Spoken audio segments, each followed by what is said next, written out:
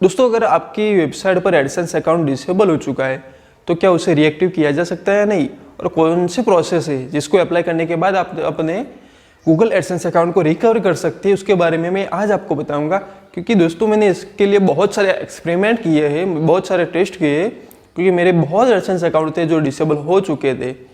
तो उसके साथ मेरा क्या एक्सपीरियंस रहा है वो मैं आज आपके साथ शेयर करूंगा। तो पहले तो ये बता देता हूँ कि एडसेंस अकाउंट अगर एक बार डिसेबल हो जाए तो उसके रीएक्टिव होने के चांस कितने हैं। तो दोस्तों बता दूं कि 0% चांस है अराउंड। बहुत ही कम लोगों को, बहुत ही कम एडसेंस ऐसे हैं कि जो एक बार डिसेबल हो जाए तो फिर वो रिएक्टिव होते हैं। क्योंकि मेरे मोर देन 35 एडसेंस अकाउंट ऐसे हैं जो डिसेबल हो चुके थे अराउंड 2014 से अब तक के। तो दोस्तों, इसके पहले ये जान लेते हैं हम कि एडसेंस अकाउंट आखिर डिसेबल क्यों होता है। तो उसकी खास 4 वजह है। गूगल 4 तरफ पे मेल देता है। गूगल आपको जो मेल देता है उसमें जो पहली सबसे ज़्यादा वजह है, ज़्यादातर लोगों का जिस वजह से एडसेंस बंद होता है, वो है इनवैलिड एक्टिविटी।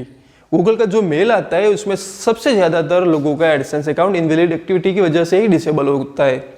इसमें होता क्या है कि कहीं ना कहीं आपका CTR ज़्यादा बढ़ गया हो, कोई इनवैलिड एक्टिव की हो, आपने खुद क्लिक किया हो या किसी यूजर्स ने मल्टीपल क्लिक की हो, गूगल को ऐसा कुछ भी डिटेक्ट होता है तो आपका एडसेंस अकाउंट डिसेबल होता है। दूसरा होता है कॉपीराइटेड मटेरियल अगर आपकी वेबसाइट पे अवेलेबल है और वहाँ पर अगर एड शो हो रही है तो भी आपका एडसेंस अकाउंट डिसेबल हो सकता है। तीसरी वजह है कॉपीड कंटेंट। मैं कॉपीराइट मटेरियल की बात नहीं कर रहा, मैं कॉपीड कंटेंट की बात कर रहा हूँ कि जो आप दूसरी वेबसाइट पे उठा के सीधा डाल देते हैं वही। और उसमें ऐसा भी हो सकता है कि आपने कोई मैनिपुलेट कंटेंट को किया हो, कोई ऐसा कंटेंट हो कि जो बिल्कुल भी यूजर के लिए इंपॉर्टेंट ना हो, तो इस वजह से भी आपका एडसेंस अकाउंट डिसेबल हो सकता है। और फोर्थ वजह ये है जिसमें एडसेंस अकाउंट डिसेबल नहीं हो सकता लेकिन आप उस एडसेंस अकाउंट का यूज नहीं कर सकते, वो है मल्टीपल अकाउंट फाउंड। गूगल को कभी भी ऐसा पता चलता है कि आपके पास एक से ज्यादा एडसेंस अकाउंट है तो गूगल आपको ये नोटिफिकेशन देता है कि you have a multiple AdSense account. तो गूगल आपको ये मिल देता है कि we found you have a multiple AdSense account and you need to close any one account to use another account. तो इसके लिए क्या करना होता है, आपको आप दोनों में से किसी भी एक अकाउंट को डिसेबल करना पड़ता है, तभी जाकर आप अपने जो दूसरे वाला अकाउंट है उसे यूज कर सकते हैं। और हाँ, इसमें एक चीज़ अच्छी है कि आप जो अकाउंट डिसेबल करते हैं उसमें भी अगर आपके कुछ इनकम है, अगर आपने कुछ अर्निंग की हुई है तो वो आपको आपके अकाउंट में मिल जाएगी डिसेबल करने के बाद। और अगर आपने दोनों में से किसी भी एक अकाउंट को डिसेबल किया तो फिर जाकर आपके जो सेकंड अकाउंट है वहाँ पर जाकर आपको रिक्वेस्ट रिव्यू देना होता है कि I already disable my another account, please active this my account को। तो आपको वहाँ पर रिक्वेस्ट रिव्यू देना होता है। जो नोटिफिकेशन में ऑप्शन आता है वो रिव्यू करेंगे, वो 1-2 दिन में रिव्यू करेंगे और आपका अकाउंट सही से फिर शुरू हो जाएगा। और सबसे खास बात कि एक बार अगर एडसेंस अकाउंट डिसेबल हो जाए तो कितने % चांसेस है कि वो रिकवर हो सकता है। तो दोस्तों, मेरा तो ऐसा एक्सपीरियंस है कि अराउंड 0% ही चांस है कि एक बार अगर एडसेंस अकाउंट डिसेबल हो गया तो अगर आप भूल जाओ उसे, नया अकाउंट बनाओ, नई वेबसाइट बनाओ और वहाँ से काम शुरू करो। क्योंकि मेरे तो ज़्यादातर एडसेंस अकाउंट डिसेबल होने के बाद मैंने बहुत ही अच्छी और बहुत ही सही तरह से अपील डाली हुई थी, लेकिन कोई भी मेरा ऐसा एडसेंस अकाउंट नहीं है कि जो रिएक्टिव हुआ हो। हाँ, 2017 में मैंने 4 अकाउंट एडसेंस थे, मेरे 4 ऐसे एडसेंस अकाउंट थे जो मैंने रिकवर किए थे। लेकिन उसके बाद अभी के लिए तो जो भी एडसेंस अकाउंट डिसेबल होते हैं उसका रिएक्टिव होने का चांस बहुत ही कम है। तो आपको क्या करना होता है, अगर एक बार एडसेंस अकाउंट डिसेबल हो जाए तो आपको एक मेल मिलता है। मेल में आपको एक अपील फॉर्म की लिंक मिलती है। तो आपको वो अपील फॉर्म में जाके आपका ईमेल आईडी, वेबसाइट और आपको ये फिल करना होता है।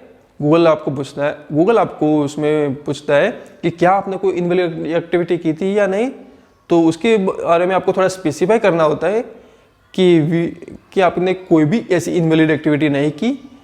आपको बस ये बताना होता है गूगल को। तो उसके बाद आपको रिक्वेस्ट सबमिट कर देनी होती है। क्योंकि दोस्तों होता क्या है ना कि अगर आप ये रिक्वेस्ट एक बार कर भी दो, फिर भी कई बार बहुत टाइम तक, 1-2 महीने तक भी उसका कोई भी रिस्पॉन्स नहीं मिलता। और अगर जब भी उसका एक रिस्पॉन्स मिलता है कि सेम टू सेम मेल ही मिलता है, जैसे कि एक कॉमन मेल है जो सबको वो डाल देते कि after reviewing your application we are unable to reactive your AdSense account. तो दोस्तों इसका सबसे बड़ा सॉल्यूशन क्या है? अगर एक बार एडसेंस अकाउंट डिसेबल हो जाए तो क्या करना चाहिए आपको? तो दोस्तों सबसे बेहतर ऑप्शन है कि आप नए मोबाइल नंबर से नया ईमेल क्रिएट करो और नया एडसेंस बनाओ। और इसमें ध्यान रखो, इसमें आप ये वाली जो वेबसाइट थी जहाँ पर आपका एडसेंस अकाउंट डिसेबल हो चुका है उसको अप्लाई मत करना। आप नई वेबसाइट को नए सर से अप्रूव करवाओ और वहाँ पर फिर से काम शुरू करो। और एक चीज़ ये है कि जिस डोमेन पर आपका एडसेंस अकाउंट डिसेबल हो चुका होता है वो डोमेन गूगल ब्लैक लिस्ट में डाल देता है, ताकि आप नया एडसेंस बनाकर वहाँ पर वो वाली वेबसाइट को अप्रूव करवा भी लेते तो उसमें एड शो नहीं होती। क्योंकि मैंने क्या किया था दोस्तों कि मेरे एक एडसेंस अकाउंट डिसेबल हो चुका था और वहाँ पर जो वेबसाइट थी जिस पर एडसेंस अकाउंट डिसेबल हुआ था, तो मैंने क्या किया, उस वेबसाइट को नए एडसेंस अकाउंट में अप्लाई किया और वो अप्रूव हो भी गई। लेकिन वहाँ पर जब मैंने ऐड कोड डाले तो वो उस पर ऐड शो होती ही नहीं थी। और फिर मैंने इसके बारे में रिसर्च किया कि यहाँ पर ऐड क्यों नहीं शो हो रही, क्योंकि ऐड में वहाँ पर कोई एड्स लिमिटेड वाला भी इश्यू नहीं था और एड्स भी क्रिएट किए हुए काफ़ी दिन हो गए थे। तो मैंने पता किया इसका कि ऐड शो क्यों नहीं होती, तो मुझे पता चला कि गूगल ने ये वेबसाइट ब्लैक लिस्ट में डाल रखी है, इस वजह से यहाँ पर एड्स इनेबल नहीं होती। तो इसका सॉल्यूशन ये है कि आप इस डोमेन को कोई नए डोमेन पर रिडायरेक्ट कर सकते हैं और 301 रिडायरेक्ट कर सकते हैं फिर, और गूगल के वेब मास्टर में जाके चेंज यूआरएल कर सकते हैं, ताकि आपकी जो भी ऑर्गेनिक या जो भी ट्रैफिक थी वो इस नए डोमेन पर आ जाएगी और आपकी जो अथॉरिटी थी, डोमेन अथॉरिटी, वो भी मेंटेन नहीं रहेगी, क्योंकि आप पुराने डोमेन को नए डोमेन पर रिडायरेक्ट कर रहे हो। इसके बाद अगर आप अपने एडसेंस अकाउंट को अप्लाई करते हो ये नए वाले डोमेन से, तो इजीली वो अप्रूव हो ही जाएगी और वहाँ पर आप अपना एडसेंस अकाउंट से अपनी वेबसाइट से अर्निंग कर सकते हैं। और दोस्तों होता क्या है कि जब भी आपका एडसेंस अकाउंट डिसेबल होता है तो उसमें जितनी भी वेबसाइट्स थी वो सभी वेबसाइट डीएक्टिव हो जाती है एडसेंस के लिए, और आपके जितनी भी अर्निंग इसके पहले की हुई थी जो अपने एडसेंस अकाउंट में दिखा रही होती है उसमें से एक भी डॉलर आपको नहीं मिलता, वो भी सब भी अर्निंग आपके चली जाती है। और इसमें सबसे बुरी चीज़ ये है कि जिस वेबसाइट की वजह से आपका एडसेंस अकाउंट डिसेबल हुआ है उसके अलावा की जो वेबसाइट है वहाँ से अगर अर्निंग हुई है तो वो भी चली जाती है आपकी। मतलब कुल मिला के आपका एडसेंस अकाउंट की आपने कहीं से भी जो लीगली अर्निंग की है वो भी, और जो दूसरी वेबसाइट से अर्निंग की है वो भी, वो सब चला जाता है।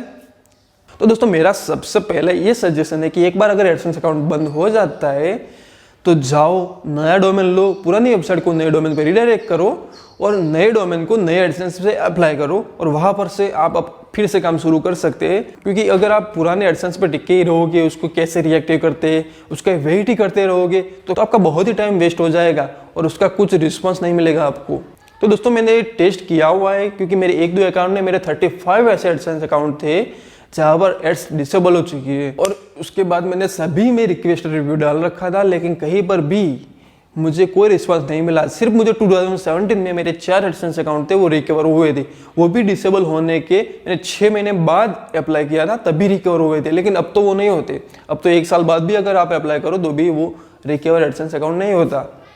तो दोस्तों ये मेरा एडसेंस अकाउंट को डीएक्टिव होने के बाद का मेरा क्या एक्शन होता है वो मेरा एक्सपीरियंस था जो मैंने आपको साथ शेयर किया।